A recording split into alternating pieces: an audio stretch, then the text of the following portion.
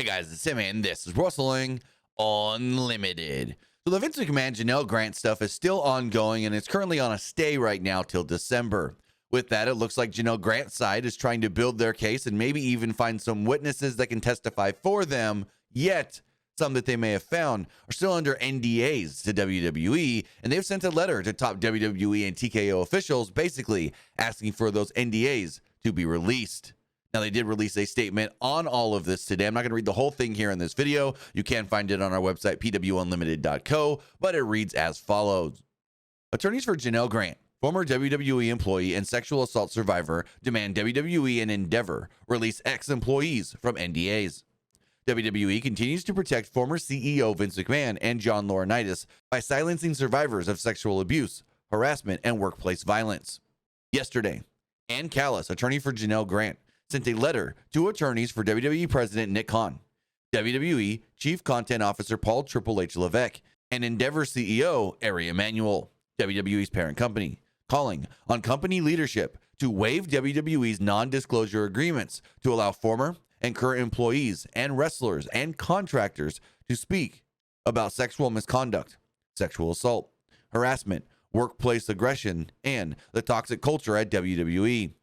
The letter includes releasing women who specifically signed NDAs with Vince McMahon or John Laurinaitis during their tenure at WWE.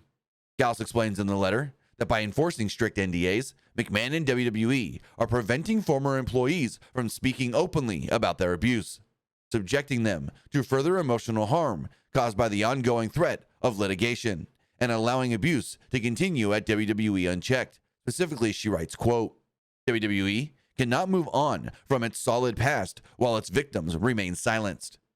Survivors deserve an opportunity to share their experience on their terms. Forced silence only deepens the wounds of sexual abuse.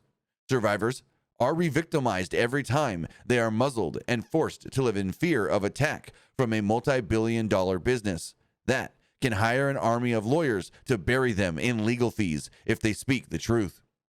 Even unenforceable NDAs, like the one our client was coerced to sign, have a chilling effect because individuals do not have the will or resources to fight them. And goes on to write that she has received many reports that survivors who have not yet come forward publicly are unable to speak out about the abuse they endured at WWE because of their NDAs. What has been reported is only part of the story. Quote, we urge WWE to quickly and proactively release its current and former employees and contractors from any obligations under any WWE executed NDA that would prevent them from discussing sexual misconduct, abuse, or assault during their time at WWE without delay. WWE wants many people to believe that the company has changed. This is its chance to prove it. And the rest of this really just goes on about the lawsuit for the most part, and I don't really know where this goes.